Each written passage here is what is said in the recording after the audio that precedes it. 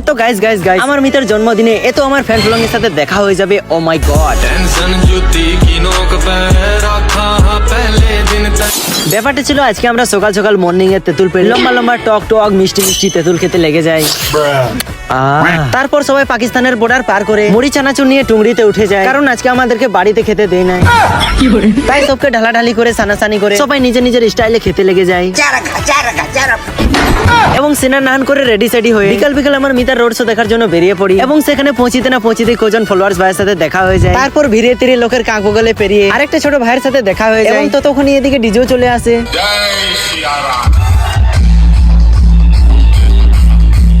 এসব করতে করতে আরেকটা ফলোয়ার্স ভাইয়ের সাথে দেখা হয়ে যায়, যে কিনা আমাকে সত্যি সত্যি ফলো করে রেখেছে। তাই তোমরা আমাকে যে ফলো করে রেখেছো তাদেরকে অনেক অনেক অনেক ধন্যবাদ।